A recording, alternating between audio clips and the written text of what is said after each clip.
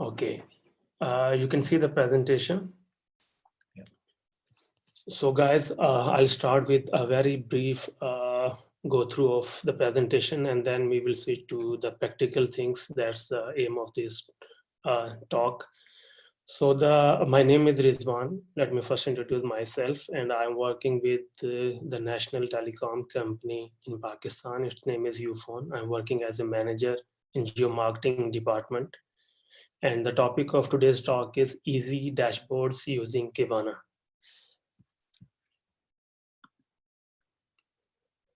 So the aim of the talk is to get you guys with easy data ingestion methods, because as a layman person who is not a techie guy, so this data ingestion is something, a complex thing to start with dashboarding. So we would be talking about the easy data ingestion methods in Kibana, and then we will be talking about the fast dashboarding, how we can create a standard looking dashboard in like 20 to 30 minutes time. And meanwhile, we would also be seeing how we can efficiently doing querying and filtering on the data. So you can say the main aim of the talk is to give a layman or a non-technical person power to present his/her analysis skills in a more effective and robust way. And finally, we would practically be building a COVID-19 dashboard for the world. So let's talk about the agenda of the talk. Uh, a little, I got some message, I think. 2 software mobile. I think it's not necessary to download the software, because it would be then very lengthy talk. Just listen to the things, and you can practice it yourself afterwards.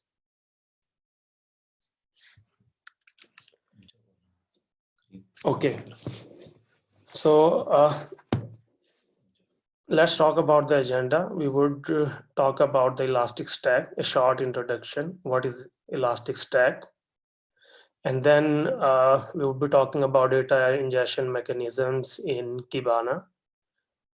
We would be briefly talking about the mapping and indexing pattern. We'll see the load CSV feature in Kibana, which is experimental but yet very powerful feature. And finally, we would be making some visualization, some graphs, some pie charts, some maps, and finally would be merging all those visualization together to build a dashboard. So guys, let's get started. Let me just show you the kind of dashboard we would be making in the end of this talk. So let me share my screen.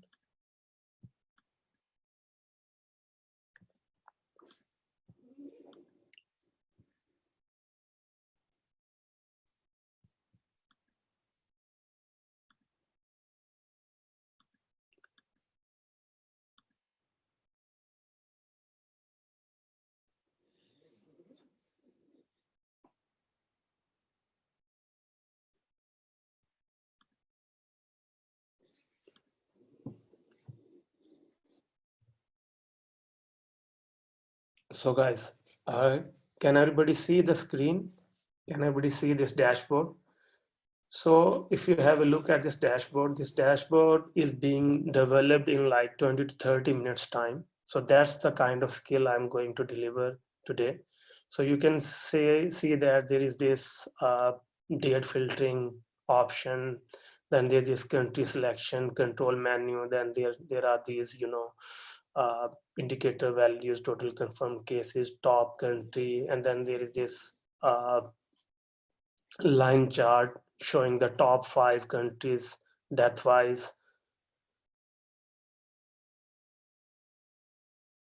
And, under this section, there are the statistics of Pakistan only, the confirmed cases in Pakistan, and the daily and the cumulative cases in Pakistan. So this data is little old, because I developed this dashboard on the 14th of April. So that's why it is showing Italy as the top death country, but I believe that now USA is on the top. So we would be creating this kind of dashboard visualizations by ourselves. So let us just get started with the presentation. So a little theory first, and then we will move to the practical. So the first thing is ELK stack. So what is ELK stack? So this ELK, in ELK, E stands for Elasticsearch and L stands for Logstash and K stands for Kibana. So the Logstash is the module in ELK stack which is used for data ingestion, for data loading. I got some message. Let me just see what people are up to. You continue, I will answer the questions. Okay, okay. The questions I will answer. So resuming our talk, so Logstash is the module in ELK stack which is used for data ingestion, and there is this efficient variation of Logstash which is called beats. Beats are actually self-capable of fast logging, you can say script-like programs dedicated for logging purposes such as system logs or network logs or something like that. Logstash is a general program used for data ingestion. So Logstash supports a variety of languages such as Python and other languages to write down your own script for data ingestion. And there comes the Elasticsearch, which is the integral and the central part of this stack. Elasticsearch is basically a non-SQL, very fast cluster-like search platform for storing, indexing, and analyzing the data. And finally, on top of all these components, there is Kibana. So Kibana is the UI thing. This is the UI interface for dealing with your data. It's very efficient. It's very easy to use. So Kibana is mainly used for the purpose of dashboarding, fast dashboarding. Okay. So in data ingestion, we have talked about the Logstash beats, and there's one more thing about this ELK stack, that Elasticsearch provides a range of API capabilities for different languages such as Python. So if anybody is a coder or a programmer, he or she can do a very efficient programming for data ingestion using the API services provided by Elasticsearch.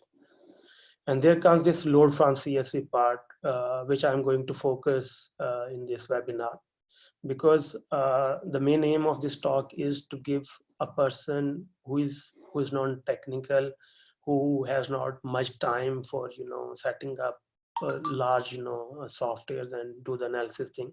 So this load from CSV part in Kibana is experimental but very powerful thing. We will be talking more about it in practical part of this. Finally, as you guys know that maps have become integral part of any dashboard. So for map, we need to have the data in geographical coordinates like latitude and longitude. So we will see in Kibana how we can create map and how we can have the mapping for the map part. So moving onward, we will be looking at mapping and indexing pattern. In Elasticsearch or in any software, schema design is the most important part. So we would see how we can design a very robust design schema at the index level. So that would leverage us in the dashboard part, how we can create the map and the other visualization. So we will be looking at the mapping types, how we can create different mapping types for different field types, and then how we can use all these mapping types in Kibana.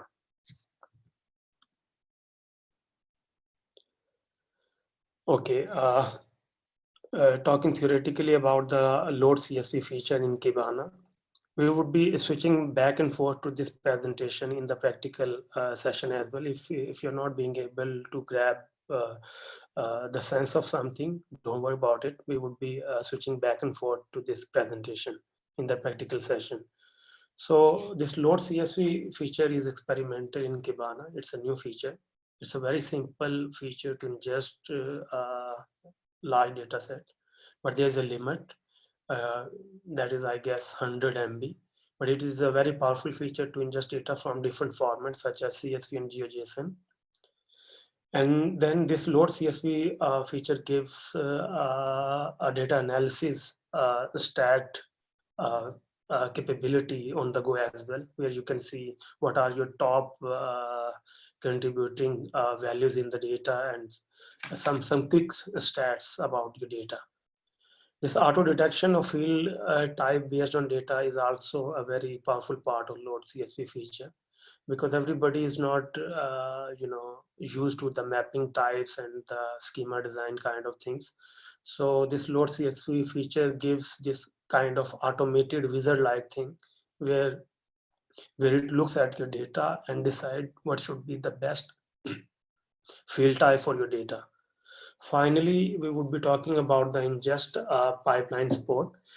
Ingest pipeline is a smart way of, you can say, data pre-processing, where you want to do something while pre-processing your data, like creating new fields out of your old fields, or combining two fields, or maybe playing with your fields. So finally, we will be doing some visualization, different visualization type provided in Kibana.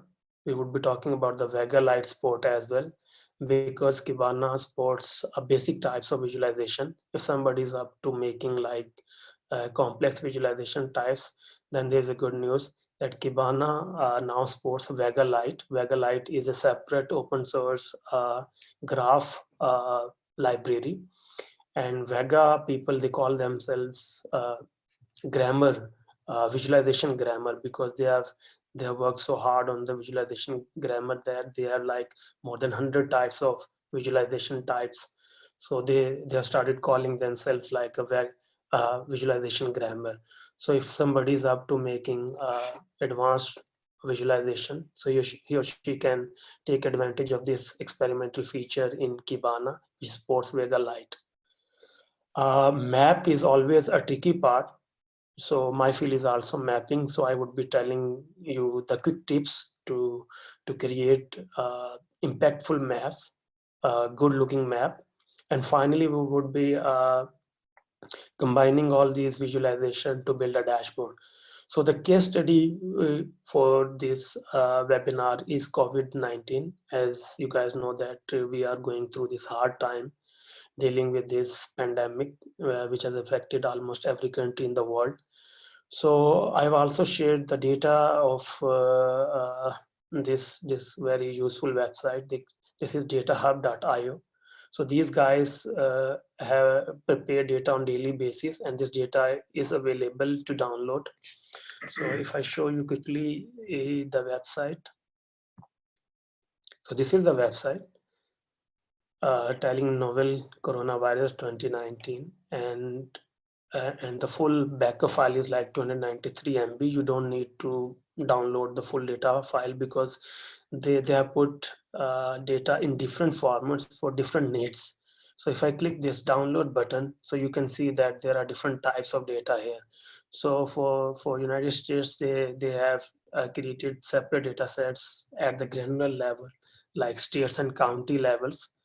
So for today's talk, we would only be focusing on the country level stats, so which is this country aggregated.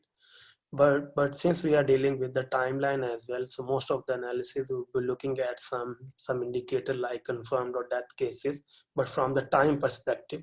So the best data set to use in this dashboarding exercise is the time series data.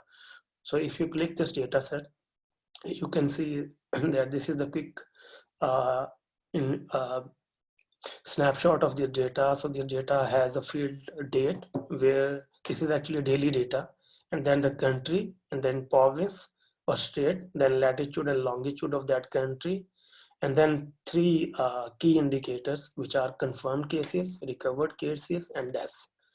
So I'll just download this data in CSV format. Its size is 2 MB. So I can have it in JSON format, like in 5 MB. Kibana supports both formats, so I'll go with the CSV. So guys, now we are shifting to the practical part. Please let me know if you have any critical question so far. Mr. Sami is moderating this session. Sami, is there any critical question so far? Okay, great. So we are moving to the practical of this webinar.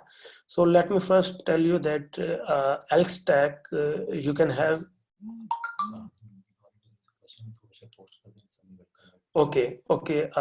There's a small announcement. If you guys have any question about the talk, or you want to ask, or you want to add something, you can write it down. Sami is playing the role of moderator, so he can quickly communicate me, and I can quickly look at it. So if you have any question, you can put it in the message. Okay, so a quick thing before moving. Sorry.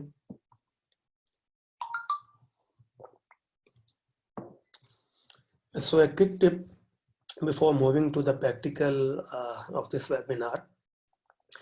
As you know that Elk is an open source software, so you can download it easily and you can set it up on your dashboard, on your desktop or laptop. That's very easy, but it's not part of this webinar, but I can give you a very quick tip about this. If you know the Docker, Docker is another software for downloading, installing, and managing softwares very quickly. You can easily set up Elk Stack. Sami would be talking more about it in his part of the session. So so you can set up Elk Stack in like 1 or 2 minutes using Docker on your desktop, on your laptop machine. So it's a very easy thing. I'm sure Sami would be enlightening this thing in his session. And secondly, if you don't if you don't want to set it up on your local laptop or desktop, then there is this cloud offering of Elasticsearch, where you can have a trial of Elasticsearch for 16 days, like I have this here right in front of you. So after 16 days, you can purchase a subscription, which is also not that expensive. It's like, I guess, $15 per month, and you can enjoy the leverage of the full Elk Stack. Okay, so I'm going to start it from the scratch. Like I have no visualization, or even I don't have any data. So we would be going through step by step how I ended up making this dashboard, and you guys can also add your sanity in this talk as well. If somebody has some insight and some idea to present information, you can talk to me, you can give me suggestions, so we can have it right away in the dashboard session. So the first thing is, when you would log into your Elk Stack in Kibana. So this is the first window of the Kibana. So here you can see a lot of option on the left side, starting from discover, visualize, dashboard, canvas. So this is a kind of self-explanatory tool. You don't need to spend more time on learning which option is where.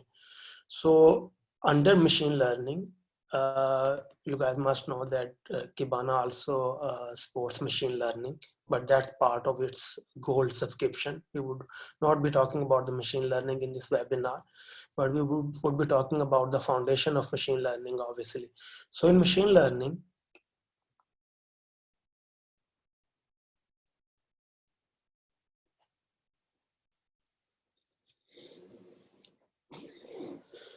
there is this data visualizer option. So this loading from CSV is actually the part of the machine learning module in Kibana. So even if you have the basic license for Kibana, you won't be able to use the machine learning things, but you would be able to use this data visualizer part of machine learning, because it's free and it's experimental at the time. So there's this option of upload file. So as you can see that you can upload files up to 100 MB. So let me give you a fair idea how much records can roughly be in 100 MB a file if you have a very minimalistic kind of schema. I just uploaded a file of like 50 MB size a couple of days ago, and it came up uh, like more than 5 million records. So 100 MB upload file limit is a decent limit. So let's upload the file that we just downloaded from this datahub.io website. So we downloaded this time series of file. If I just open this CSV just to show you what columns are there in this CSV before importing it in Kibana. Okay, so there's this date field. So the data that we have in this CSV is coming on the daily basis. So date field is like year, then the month, and then the day. And then there is this country and the latitude and longitude geographical coordinates. This is the center coordinate of that country. And there are these three key indicators: confirmed, recovered, and death. So these are the COVID indicators: COVID confirmed cases, then COVID recovered cases, and the COVID death cases. I want to tell you one thing very important about this CSV, because you guys would be in confusion of while we would be developing visualization. So this data is actually a cumulative data. So this is not the daily count of some country. So like if I put a quick filter to, let's say, Belgium. So if you see this date, 4th of February, there was one confirmed case in Belgium. So 4th to, you can say, 1st of March, there was only one confirmed case in the country. So these values are cumulative. These are not the daily values. So the difference in daily and the cumulative is uh, this cumulative field format is basically used by the data researchers who are public health experts, because they do some kind of analysis where they study this. You must have heard this terminology these days: flattening the curve like things. So this cumulative data format supports in that thing. But you guys don't need to worry about the daily. If somebody wants to show the daily confirmed or recovered or death cases in some country, there's a good thing in Kibana that you can play around with the data, and there are a lot of options like minimum, maximum value, the sum bucket, or the difference or the cumulative sum. Okay, so if we just import the CSV, so this is analyzing our data. So this is showing the first 1,000 lines of the data in comma separated format, and then there is this quick summary, and here you can see the data stats. So it has already put date column as a date, and it is showing the top values and then country, and these are the quick stats things. So if I import it, this is asking me what should be the name of the index. So I'm calling it COVID.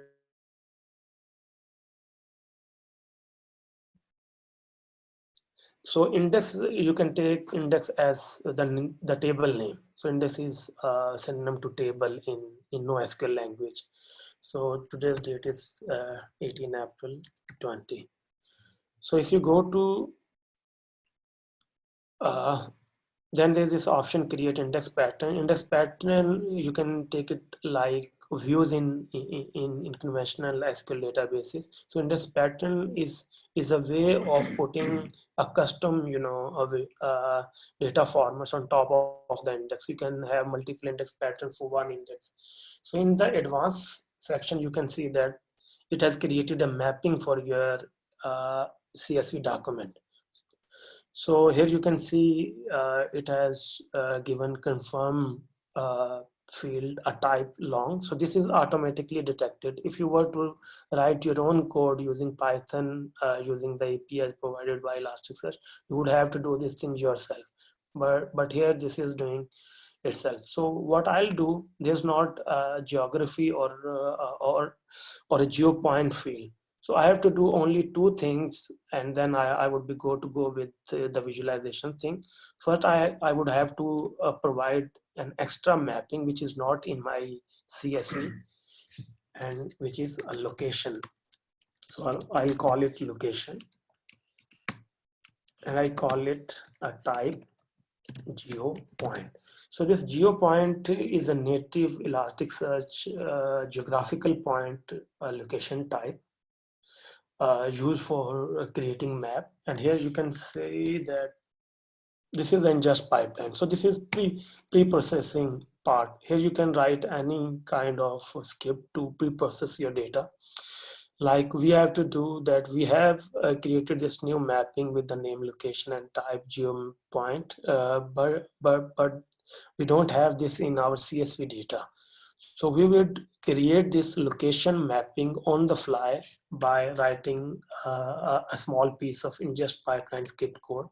I have it written in my text document. Let me just copy it here and then demonstrate. So in ingest pipeline, there are processors. So I've used one processor, its name is append. Actually, geopoint is nothing but to put your latitude and longitude put together and to create one geographical coordinate. So this pre-processing ingest pipeline is doing nothing but appending these two fields, one with the name lat here. We have this field in our CSV type double.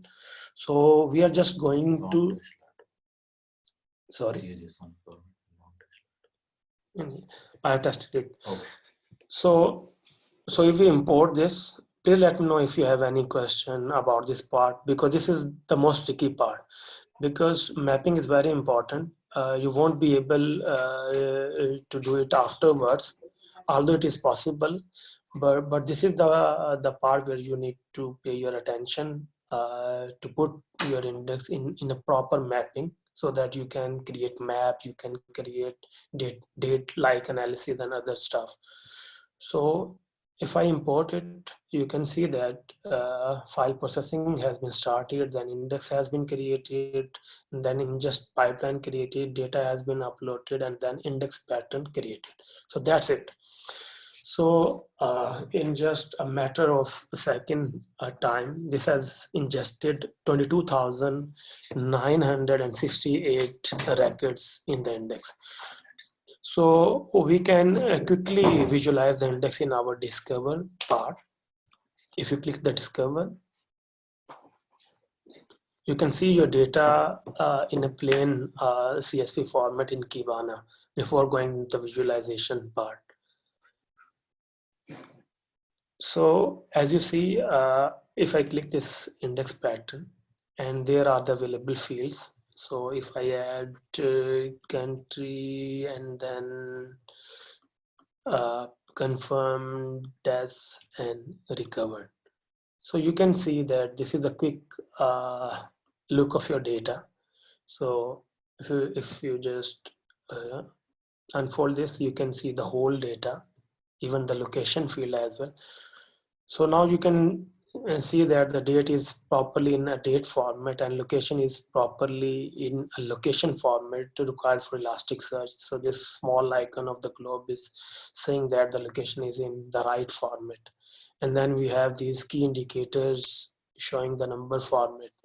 So now we are good to go to the visualization part, which is here in visualize. So this is a fresh installation, so I don't have any visualization. Otherwise, they would have appeared here in this visualize panel. So I'm going to create a new visualization.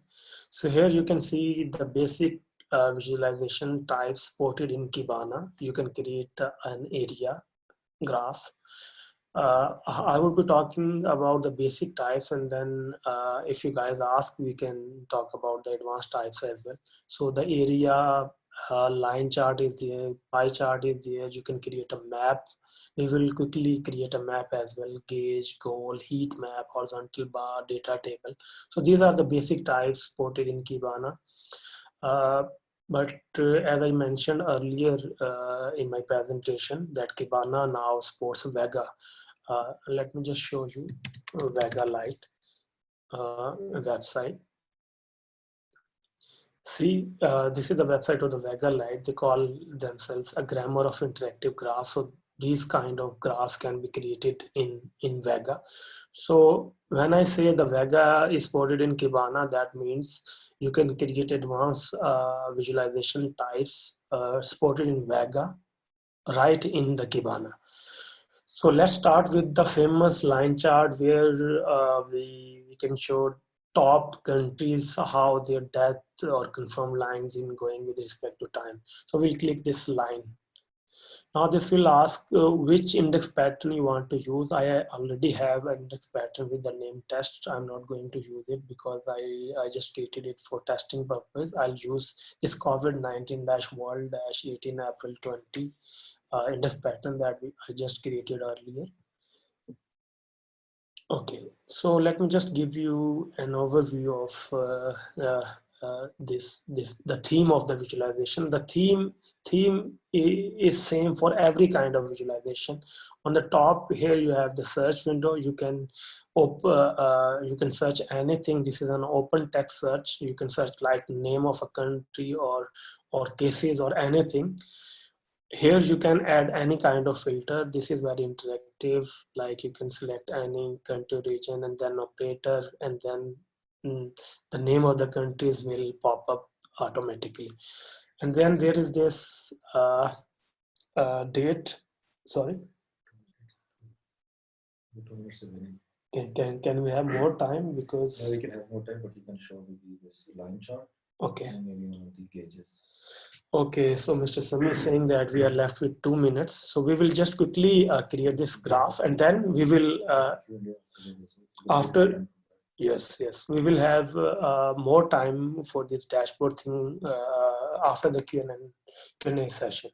So this is the date menu where you can select your date range on the absolute or relative way. So this is absolute date range already selected from looking at the data. This is being done automatically because the data that we imported from this index pattern, it is from 22nd January to 17 April.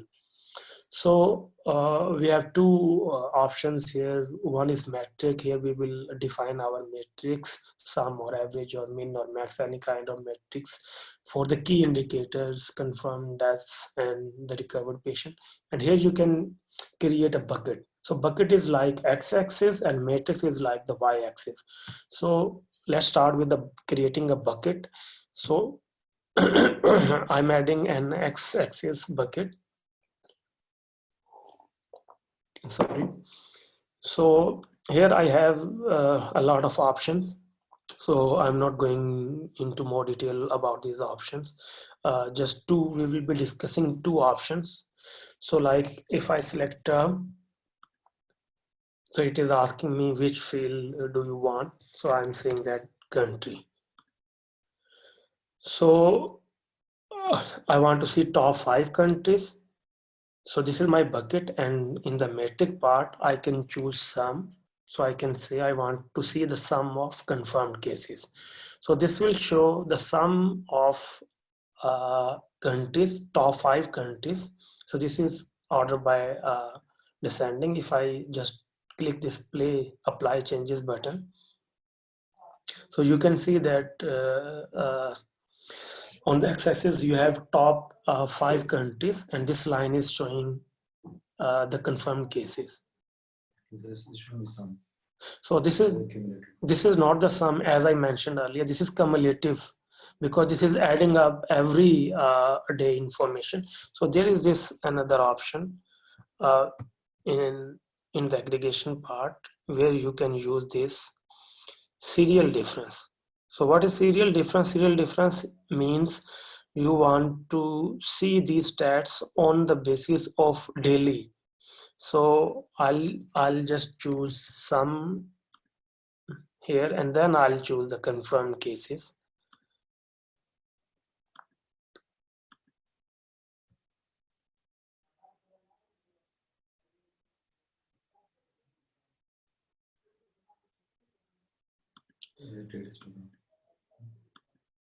So this option works with the date histogram because this is with respect to the date. So I'm going to choose date histogram and the date field, and I'm putting it on the interval of daily basis.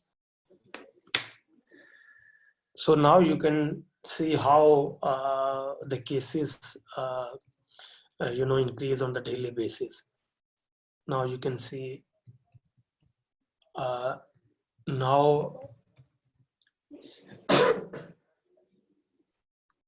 okay, let me just come back here and see the sum of confirmed cases. So now we are standing at 2.2 million cases. So if I use this serial difference thing, this is a little tricky thing. So this will give me the values on the daily basis, because in the chart this is showing the cumulative figures. But if somebody wants to say that how cases increase on the daily basis, because that is going to be like zigzag thing, so that is not going to be some chart like this. So we can now save this visualization, like we call it COVID-19 and line chart. So let's create another visualization, and this time we are going to create a horizontal bar, and this time we're going to select country,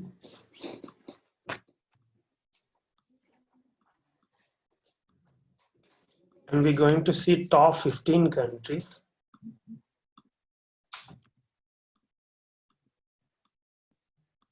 And let me call it confirm.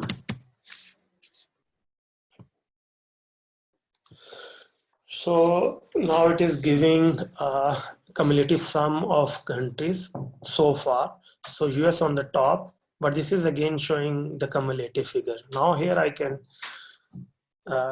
use this serial difference thing.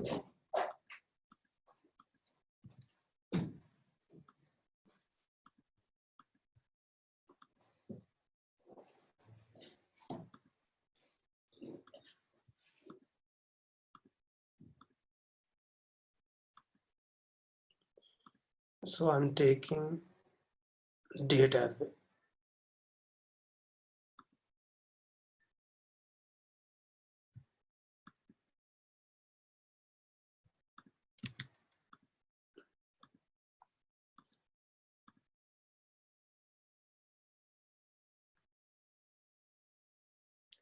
We can show one of your own visualizations from the original one.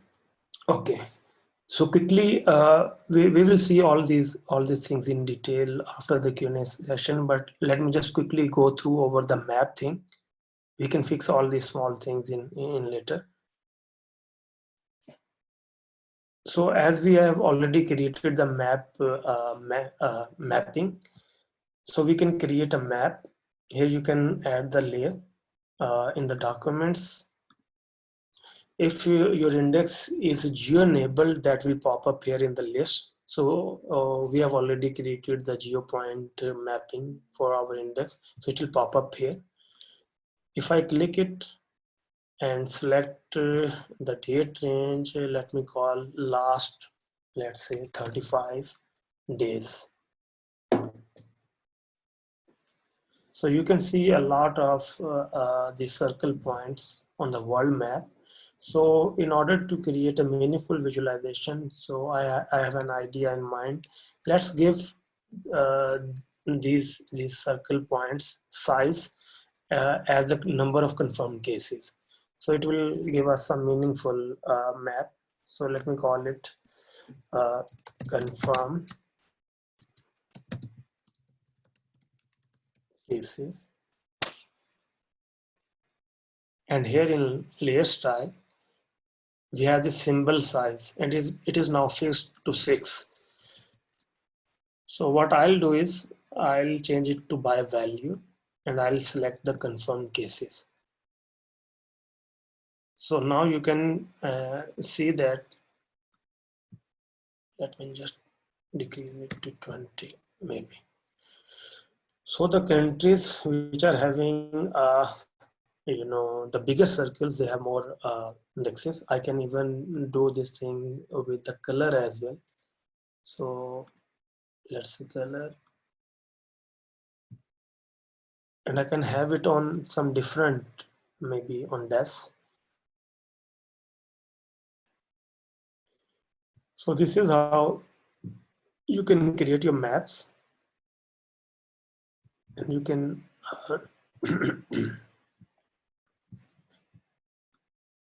you can save this map as a COVID-19 map. There's another quick thing. So this is a point map, and you can also set what should be the tooltip fields. Country name confirmed as date and recover. So whenever you hover on any point, you'll see all these details. So this is India. On this date, if I particularly select a date like 16th of April, like yesterday,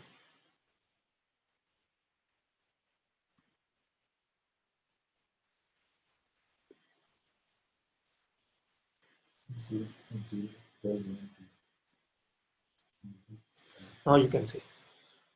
So if I hover on India, so this is showing me there are 13,430 confirmed cases with 448 deaths so far, and almost 1,700 people have been successfully recovered.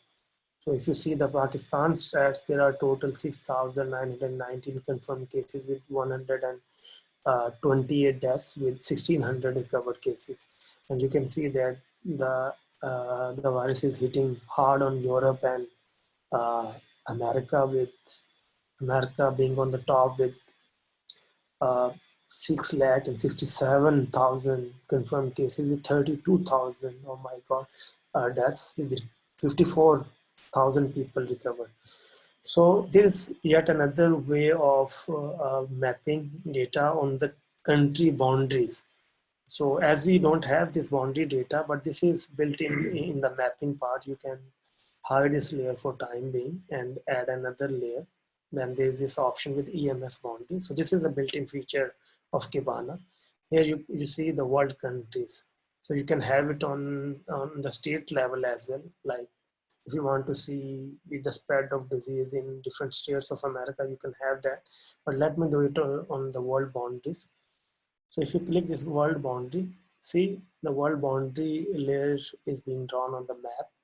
Then you can add it, and you just have to join this with your existing data so that you can plot your data on these world boundaries, or you can give some shades of color with respect to confirmed or death cases.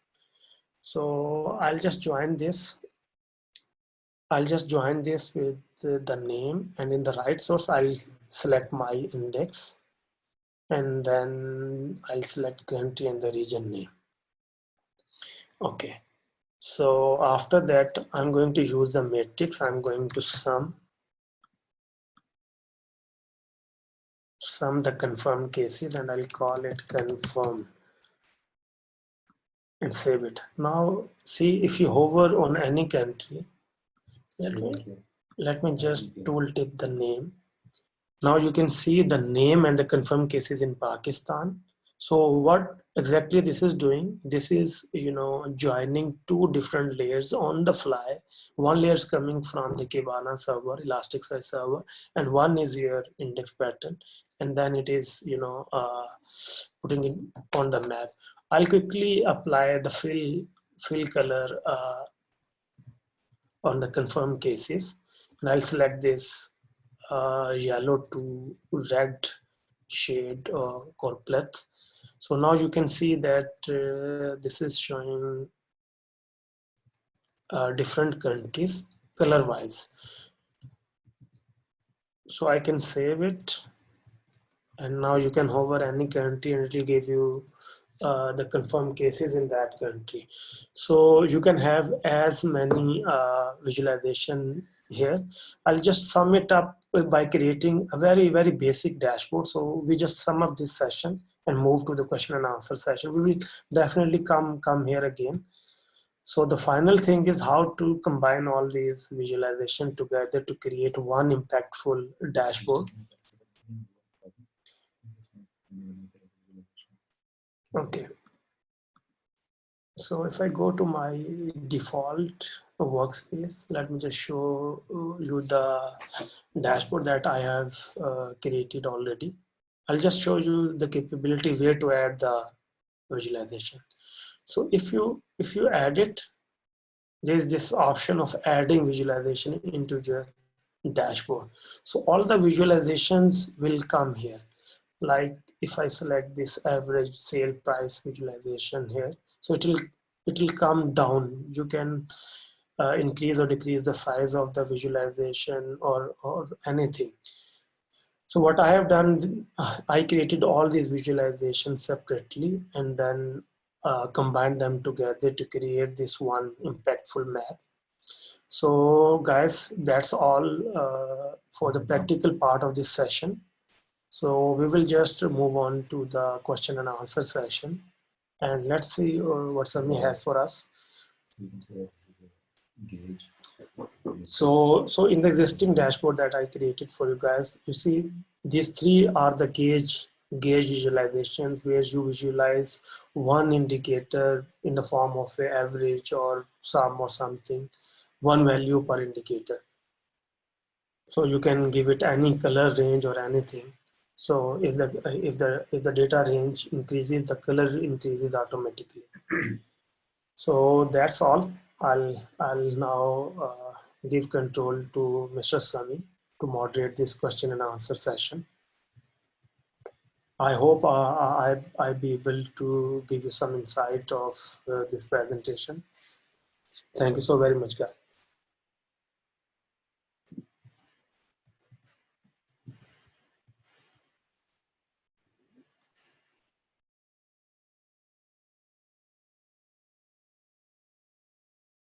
Hey guys, can you hear me?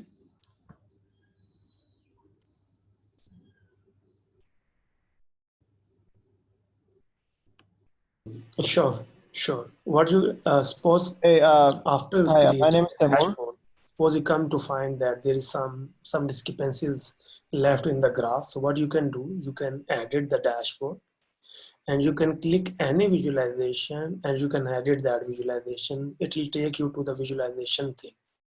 So here you can see that I have just done nothing because there is nothing in the bucket part.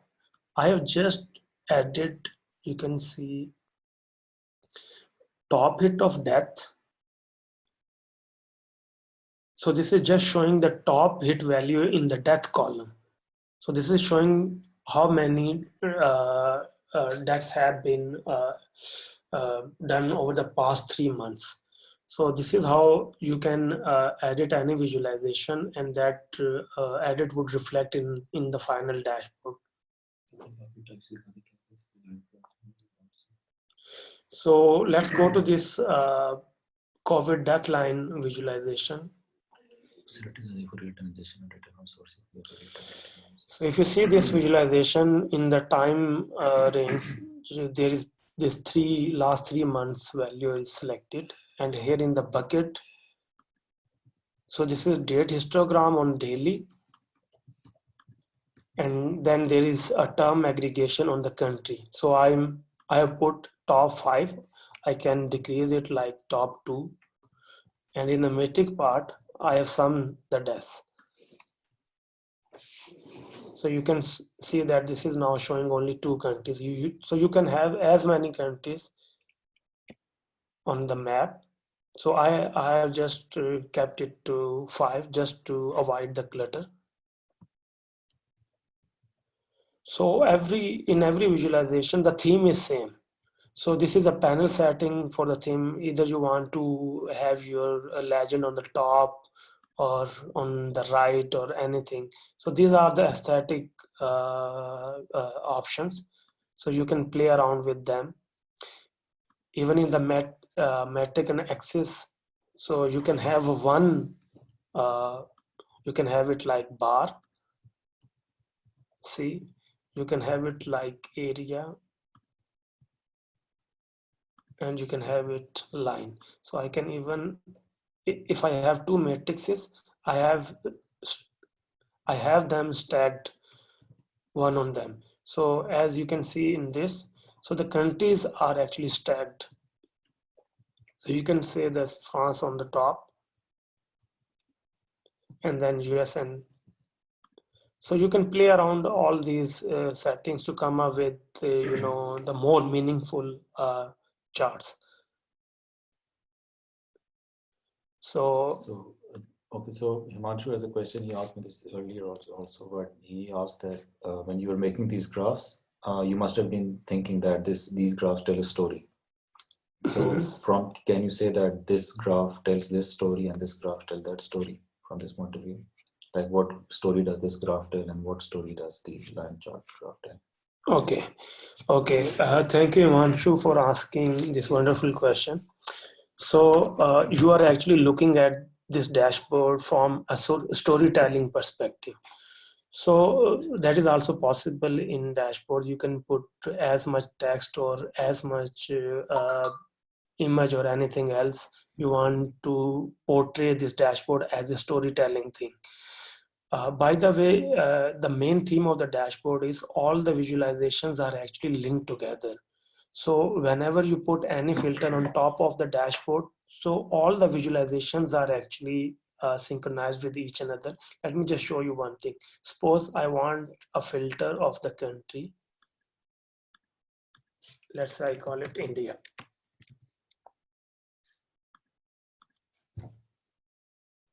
So if you see, all the visualizations are filtered according to the global filter which I selected. So in storytelling, there is yet another powerful way of creating dashboard where you keep all these visualizations non-dependent on each another.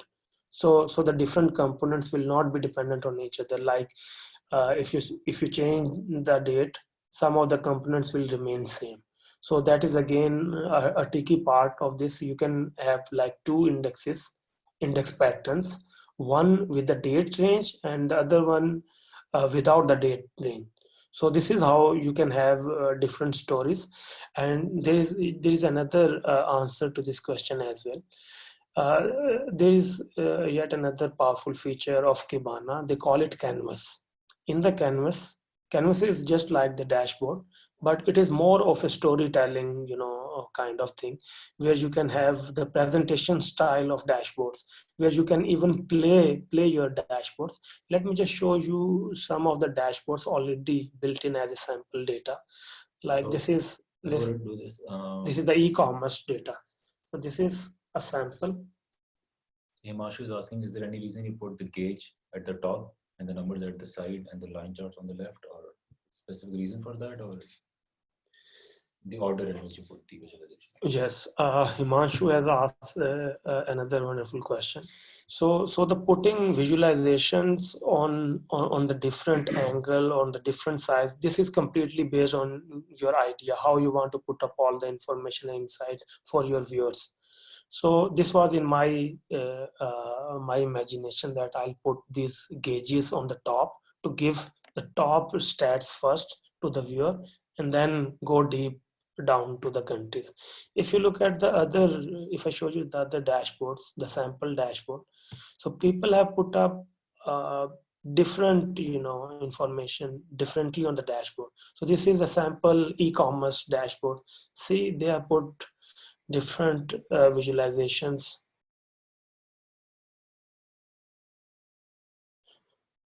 And finally the table as well. So this is completely your imagination, how you want to see your insights, how you want to present your insight to your audience or the viewers. I hope this is the answer of your question.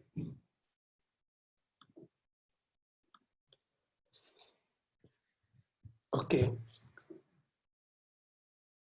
Any other question, guys?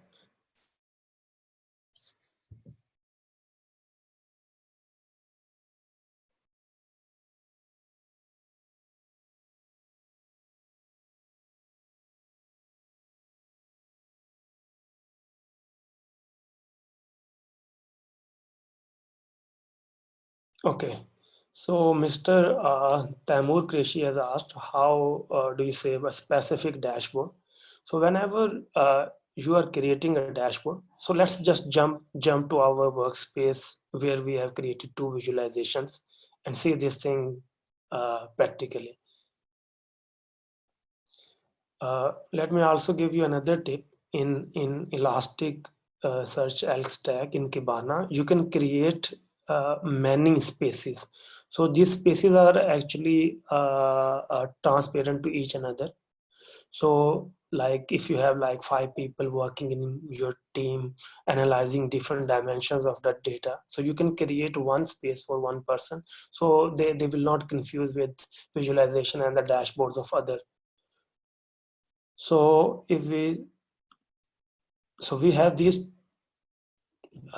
in the visualization, we have this line chart and we have this map as well. So we want to put these two visualization on a dashboard and then save. So hopefully that is going to be the answer to Taimur Qureshi's question. So I'm going to create a new dashboard. I'm going to add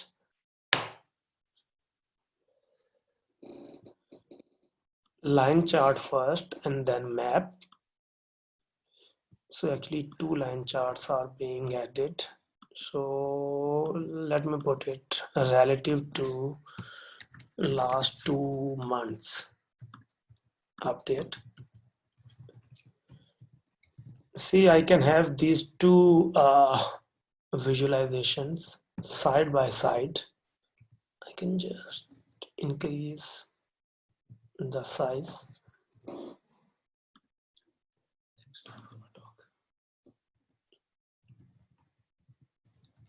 So once you are done with your aesthetic, things, you can even add your filters, or you can even save these date range values and the filter in the dashboard as well. See, if I click the save button, so you can save it like COVID last webinar. So you can put some description about COVID-19 dashboard webinar and store time with dashboard as well. If I save it, so this dashboard is saved.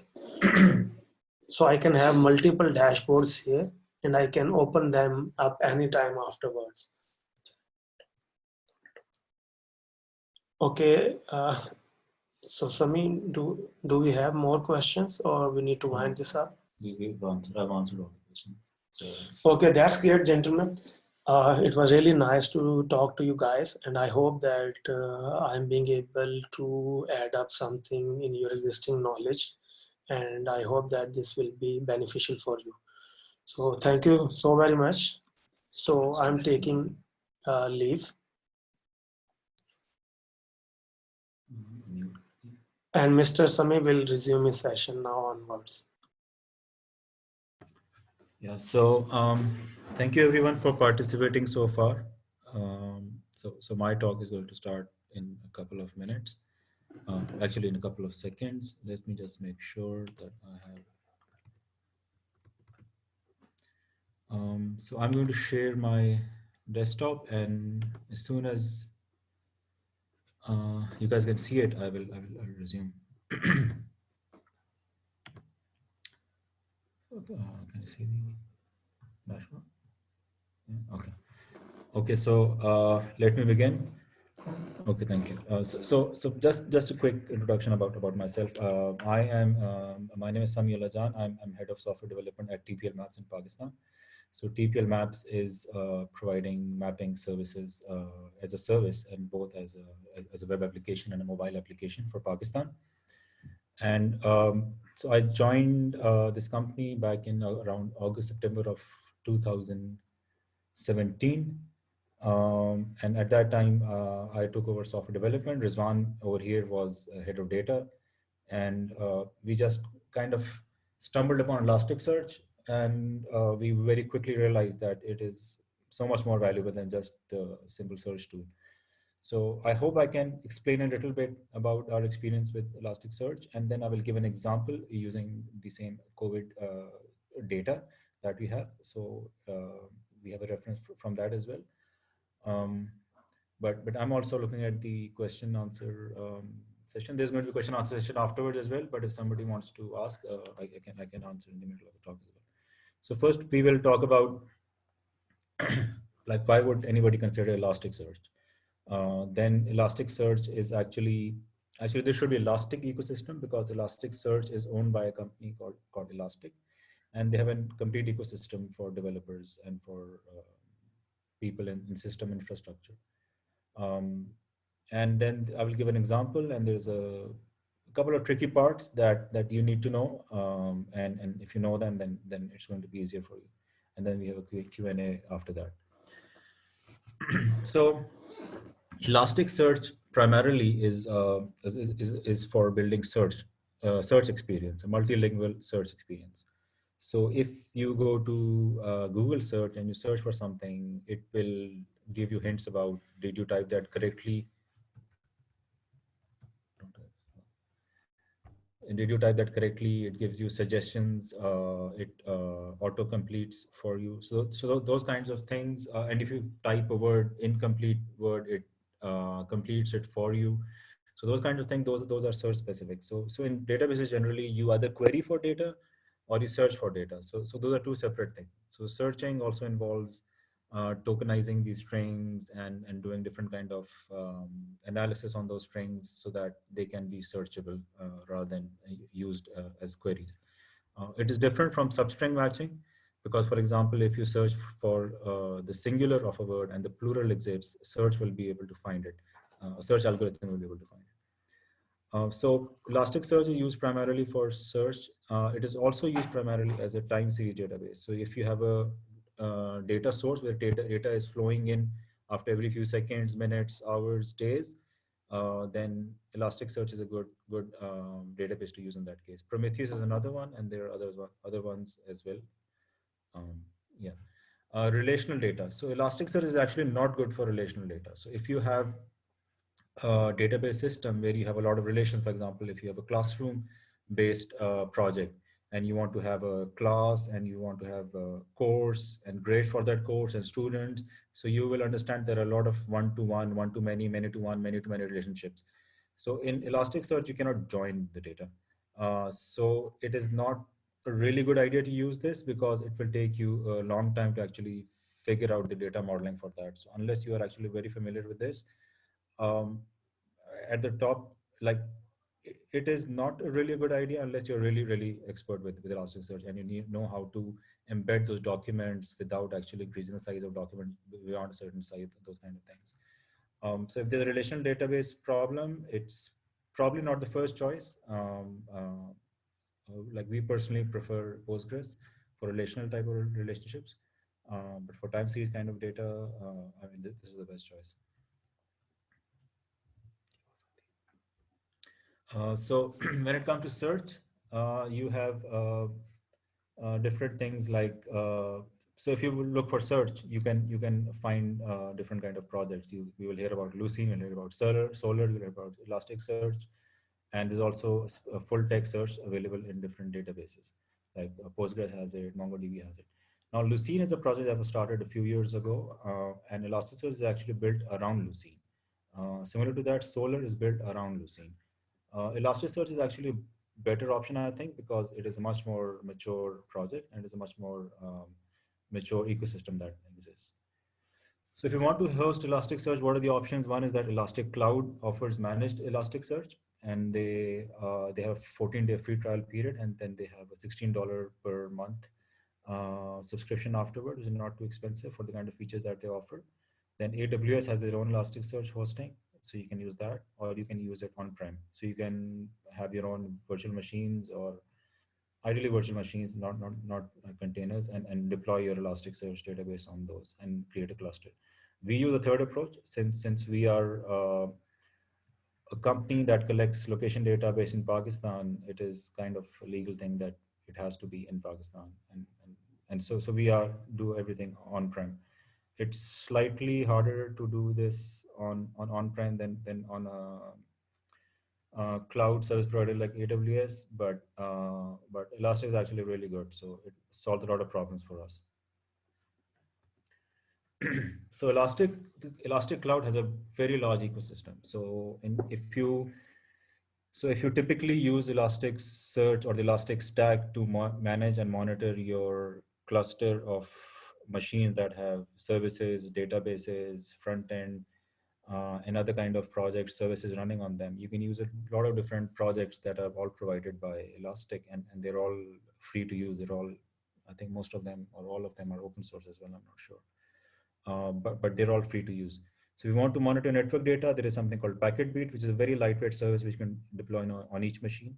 If you want to monitor your CPU, memory, disk usage, then you can use MetricBeat, which is another very lightweight service. If you want to parse your files, you can use something called FileBeat, and they have parsers for Nginx, HAProxy, and a lot of other formats. You can modify them, you can adapt them as well. If you want to have audit checks on a machine, security related audit, for example, who logged in with the correct password, who logged in with the wrong password, you have AuditBeat for that. If you want to see how long your services were up and available and whether they were down or not, you have Heartbeat for that. It's another service. And if you want to implement tracing or distributed tracing, even, you have a project called APM, which is relatively new and it is really, really nice. So if you want to implement distributed tracing with the open source, really mature, good project, then APM is the one for that. And for visualization, we have Kibana, which Rizwan has just told you. So in addition to that, if you use these projects, we typically use Ansible to do configuration over configure so code-based configuration, like the all the configuration of our system. So we have 30 plus VMs that we manage, and Ansible is very helpful for us. So we can create a state for each of our machine for all of these beats. In addition to that, we use a lot of curl and Postman, and the reason is that Elasticsearch, like in different databases, you have database drivers. So Postgres has its own database driver, and MongoDB has its own. And the really cool thing about Elastic is that you can talk to it over HTTP, over REST. So the REST verbs like get, put, post, they all work, and you can create indexes, delete them, change some of the settings, change some of the state of the cluster, those kind of things. That's possible just by using your REST API.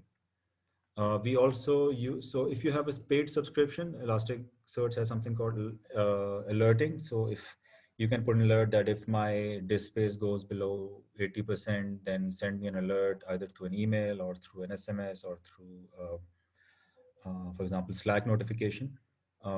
So you can use that. We use a open source project called ElastAlert, which is by Yelp, and this actually listens to our Elasticsearch data indices. It polls them on a periodic basis, and if we have an error, if you have a problem, then it alerts us to Slack, for example. Then there's a RabbitMQ project called Elastic Dump, which you also use if you want to migrate from one Elasticsearch cluster to another one. Elasticsearch has its own options for doing that as well. But we are actually a little bit more comfortable using Elastic Dump, but you can migrate one Elasticsearch cluster to another one as well.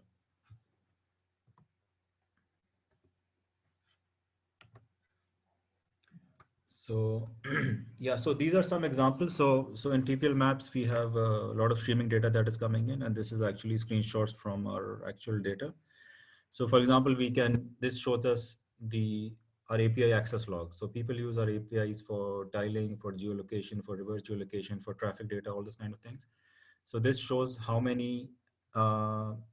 many files are actually being created. So or rather, how many records are being created throughout the day. So this is a very so this is appears on Kibana on the landing dashboard page, and we can very quickly see whether uh, the kind of trend that we have. So it shows that at night we don't have too many people using our service, but during the day, for example, we have a lot of people who are using our service. Um, so before the COVID situation, the numbers were actually much higher than this, but this gives a good trend of what's going on. So the graph below is actually one of our services. We were using APM to monitor that, and we can see that which part of the service is taking up how much time. So our app is a Java application. We can see how much time that is taking, how much time does the HTTP communication itself takes, how much time does Postgres take, and how much time does, for example, the Redis caching that we use that takes. So based on that, we can actually look at different parts of the application and see where we want to optimize. So that comes from APM, and that's again really helpful and really useful.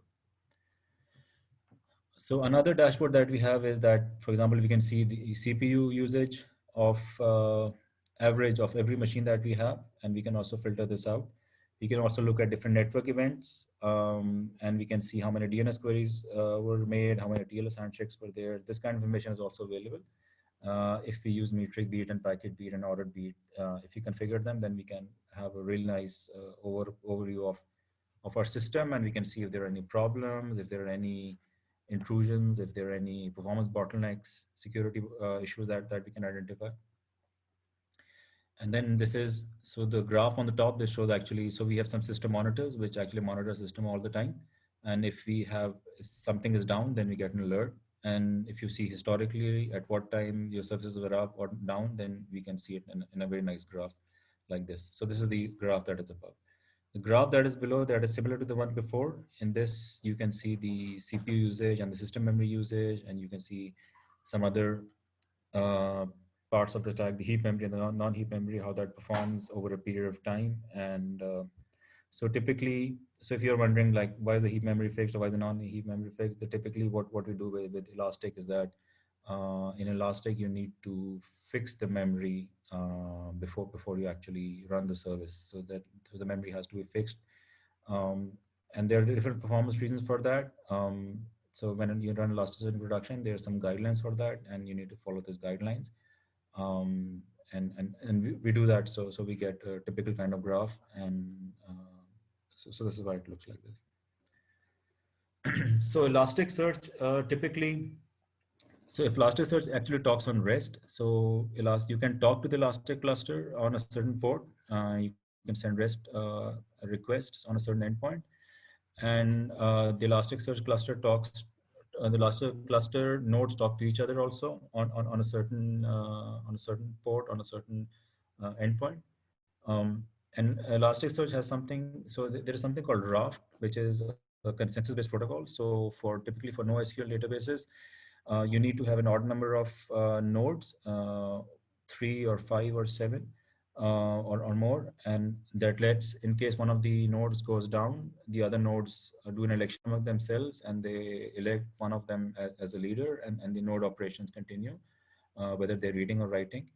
Um, so Elastic uses a protocol similar to Raft. It's a little bit more advanced than that, but so typically when you look at NoSQL databases like MongoDB and Elastic, they will use some kind of variation of the Raft protocol, and Elastic uses that as well. And Elasticsearch distributes the data based on shards and replicas. So shard is a horizontal divide of the data. So if you have a database that has 1 million records and you have 3 shards, Elasticsearch would probably divide it into 300,000 records per shard, and a replica is a copy of the shard. So for a 3-node cluster, we would typically have 1 master shard and 2 replicas. So that would distribute all the data across all nodes, and so that's important for reliability. And how you configure the shard and how you configure the replicas also has an effect on performance, but that is something that is a bit more involved, and you need to know how the shards and replicas work, how searching across different nodes works. So it's a bit more involved. But if you're actually going to do something, actually going to put a lot of data and do a lot of search on it, this is something that you need to be aware of. And Elasticsearch, and there's a good thing as well that if you add, when you add more data, Elasticsearch automatically balances the shards. So you don't need to tell it that it needs to be redirected to this shard or to that shard. And it's not that difficult to scale from a few nodes to hundreds of nodes. So Elasticsearch can rebalance that. Obviously, you have to be careful about different issues, but it's not that hard actually to scale out Elasticsearch clusters. So, so when you are writing data to Elasticsearch, the most important thing, just like with any NoSQL database, is that you need to model the data. You need to see how your data will look like. So typically, when Rizwana and I were modeling different kinds of visualization or different kind of scenarios, we would spend a day or 2 days just on modeling the data, on how the data would look like in the database, based on what kind of insights we needed from that. And the issue is that once you model the data and you write it to the database, and if you declare that it's a string and then you try to change the data type from string to, let's say, date, then that won't work. So you need to either create a new attribute of type date and copy that data over there, or you need to create a new index altogether. So that is something that you need to be careful about and think about before. So it's kind of like in SQL, when you create a table and you want to change the type of the column in the table, it's kind of like doing that. So in Elastic, you can't do that. Another thing you need to think about is whether your data is read heavy or write heavy. So for example, our search data, we sync it and we write it to our Elasticsearch database on maybe a daily basis or a weekly basis, depending on how regularly we get that. But the search happens like all the time, every day. There are hundreds of thousands and up to millions of requests per day. So our data is actually not write heavy, but read heavy. So we need to model according to that. Uh, as opposed to that, our data that comes from our metrics and from our packet beat service and a metric beat service, that is write heavy, and but it's not read heavy. So we don't read it that frequently, but it gets written a lot frequently. So for example, our packet beat data, that can easily go into petabytes. It can go up to more than 1 petabyte for a 30 node cluster. So you need to be aware of that. You need to make sure that a cluster stays healthy. It does not consume your disk space very fast. Then you need to see how you define your shards and replicas, and that's again a kind of an involved process. So the reason why I'm telling you all this is it's not so hard to get started, definitely not, but there is a learning phase, and it's actually very useful and very valuable learning phase, because the kind of concept that you learn in Elasticsearch and in Kibana, they're applicable to other NoSQL databases as well. So they are all very relatable to each other. So it's a very good knowledge to gain, but it's not like magic. You just put data inside and everything just works and it keeps working for the next 3 years. Nothing going to happen. So you need to be aware of what's happening inside the system. So I will give an example now. So, so what I've done is that I've created an Elasticsearch cluster. I'm running it on Docker. So I'll just make sure that it's running. So I have, I basically use the simple developer way of running an Elasticsearch a single node. So I will actually publish this on a GitHub page somewhere, and you can use this afterwards. And I use use a Kibana node to communicate with this Elastic node, and I can show you these running on over here. So this is running on my local host, and this is Kibana. What Rizwan was showing you, that was running on Elastic Cloud, right, Rizwan? And I'm running this on my own machine. And so you can see that over here, I'm calling localhost 9200. And this is actually the endpoint where you talk to the database. So you can call different endpoints on this URL, and it will you can write data, read data, get more information about it. For example, there is the CAT API. So what the CAT API does is that it tells you in a human readable format, different kind of information. So so we have these four indexes right now. So this is the health of the index. So the health of the index depends on the kind of shards and replicas you have assigned for the system, and so it's indication of that. Green is good, yellow is not good, red is really bad. But that depends on different settings that you have. Um, so right now I have this one index that I created, and these are the meta indices or the system indices that Elastic uses internally to manage to manage Kibana. And this shows the doc count, and this shows the store, the amount of data that is stored in kilobytes. And over here, so in Kibana, you can go to management, and then you can go to index management, and it will show you the same index over here. If you include system indices, you will see the other ones as well. You can see this over here as well.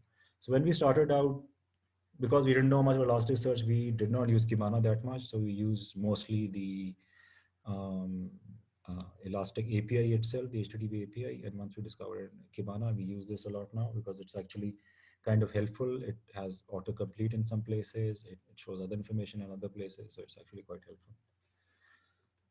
So what I'm going to do right now is, so I will just delete this index, and I will recreate this index again. So I've deleted this, and I will use a data source, which is actually this one. So I think this is the same data source that Rizwan was using. What this does is it has CSV data in this format. The only thing about this is that every row has a country, and then you have dates and columns, right? So so ingesting this kind of data in this format into Elastic is not a good idea because Elastic is very friendly towards time series based data, where every document represents a certain time rather than one document with a bunch of times inside that, because every time you get a new time, you will have to modify an existing document. So it's not generally a good idea to do that. I personally don't like doing that. So what I do is that I modify this so that every row and every column is actually one document. So for example, over here, if we have 100 columns over here, this will actually turn into 100 documents. It means there are more documents, but it means that it is easier to do the visualization that we have in Kibana. So the way I do that, sorry, I have a sore throat. So the way I do this is, so I wrote a Python script for this. What this does is, so what this does is that it opens a certain CSV file, the one that I showed you over there. Then it runs two for loops. So it goes for every row and then for every column. And then it basically creates an object where that date is saved, the province, region, the latitude, longitude, and then there's some other metadata that I will show in a minute, and that's written to the file. So what this does is, sorry, hang on 1 second. So what this does is that, so when I run this, so I run it like this.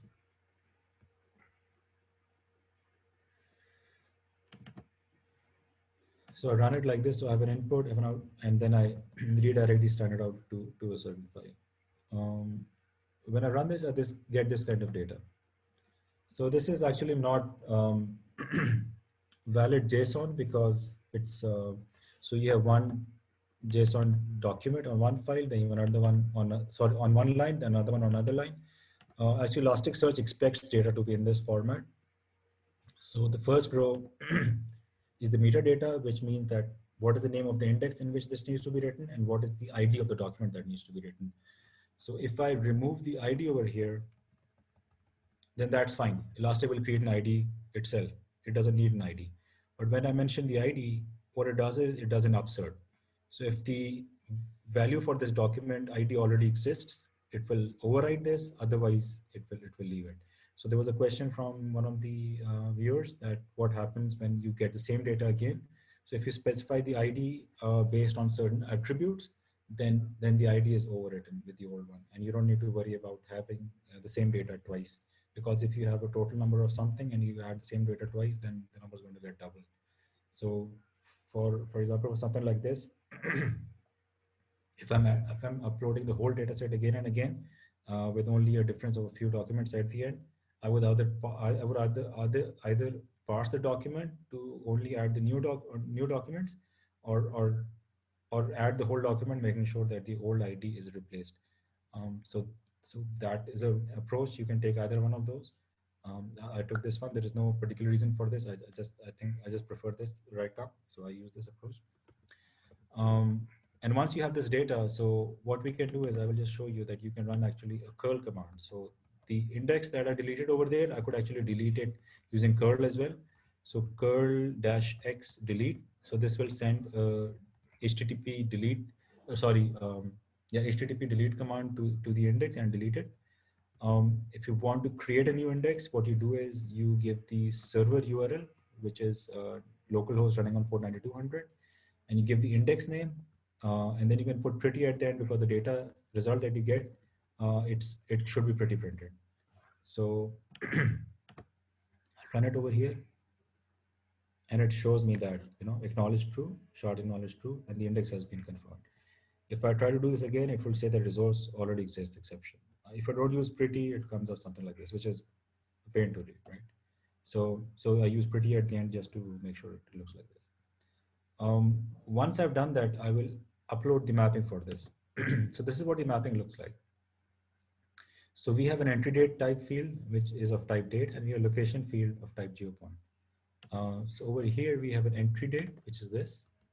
So this is year dash month dash day.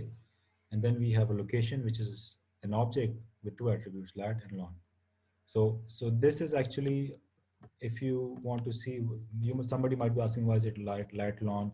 Why not lat long? Why not lat LNG? So Elastic actually specifies this very clearly, that if you want to create a geopoint data type, these are the attributes that you need to use, or this is the pattern of the attribute that you need to use, this is the spelling, those kind of things. So you need to be careful about that.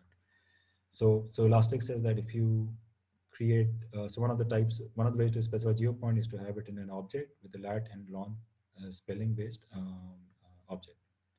So I specify that, and then I write the mapping. So it's actually quite a simple thing that I'm doing over here. So what I'm telling is that I want to post. So there are different attributes for different actions. So if you want to update the information in an index, then you need to use the post variable. Post HTTP verb. And there's a header tells it that it's a type of application, xndjson, and the data is coming from this file, and the endpoint that we're calling is the same one that we had above, but there's an underscore mapping at the end. So change the mapping of this index. So we will run this, and this will update the mapping of this particular endpoint. So it will know that this endpoint has this field which is of this type. So if you go here, back here, and we reload the indices, so this came back. And if we click here, we can go to the mapping, and we can see that these two mappings are actually specified. So whenever it gets the date, it's supposed to get this. So sorry about, yeah. So we have this, and then lastly we will write this data. So I will actually I won't write the data. I will just show what we're writing. So what this is doing is that it was sending a post request with this header. So you need to specify the header, and you're specifying the source file, and you're also actually calling the same endpoint with the index name followed by underscore bulk. So Elastic has different APIs. So there's a document API, there's the index API, there's the bulk API. So the bulk API is used to add a very large number of documents in one go, and it handles it more efficiently. But before you add that, the documents need to be in a certain format. So so for every document that you add, the first row needs to have an index, an optional ID, and the data itself. So this is all repeated. You can see that there's index for this, and then there's data itself, and index for this, and then document itself. And once we do that, this will actually add the data, and it shows you that so for every document it shows is updated. It shows you the index where it was added, the ID of that document, the version of the document, whether it was created or updated, how many shards you have, sequence number, and other information. And 201 mean document created. If I run this again, this was a question asked that what happened when you add the same data again? Because the index number is actually specified, what this does is that this document is actually updated. It changes the version number to 2 and status is 200, which means that it was not created, it was just updated. And we have the same number of records over there. So we can see one more thing. So let me see how much time I have. So I think I'll just wrap it up in like a few minutes. So when we go over here, this will show us the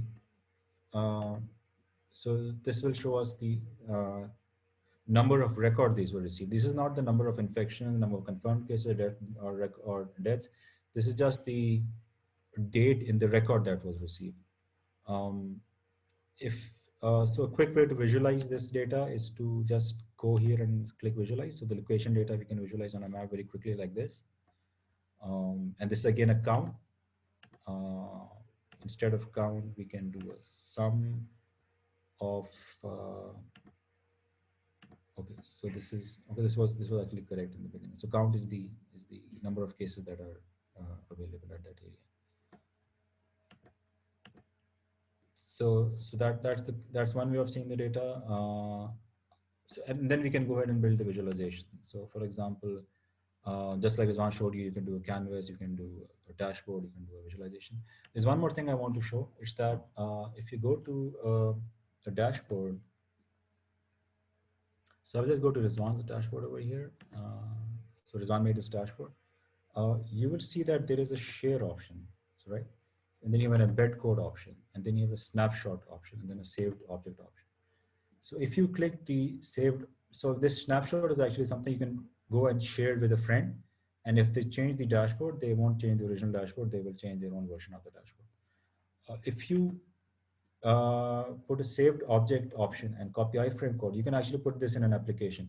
So this particular dashboard that Rizwan was showing with you, this had a username password behind it. So anybody who does not have a username password to this dashboard, so there's a role-based access control in Kibana as well, which is really, really good. So Rizwan used that to log into this through this dashboard. But in case you want to show it on a friend or you want to put it on a website and you want other people to see it as well, and then you don't want them to log into the machine, and you don't want to expose it to everyone also at the same time, because if you don't have security, then everybody has read-write access both. So you want to share this, but you want to put it in your own website. So what you can do is you can copy the iframe code from here, and then you can create a file called, for example, index.html, right? So it has to be index.html. So what I did was I created a basic HTML file and I copied this iframe like over here, right? So this was copied over here. I changed the height and the width a little bit, and I put this over here. And the next thing I did was that I created a GitHub project, which is, let me just put this down a bit. So yeah, so I created a GitHub project, and I uploaded my index.html up to this public open project. So it's github.com, samyujan, elastic-covid-web page. And over here, if you go to settings, you will see an option that says GitHub pages. So right now it is enabled, but you can go over here and click enable, and this will actually write another file to your repository, which is this one, _config.yml. And this creates, and this allows you to publish your page, your static page on GitHub itself. So if you know about single page applications or or static pages. You don't need an Apache server or a PHP server or anything. You can just put it on a URL like S3 or on a GitHub page itself or Netlify, and it will host it for you. So if you put an index file inside and you turn on this option of publishing GitHub page, you get something like this.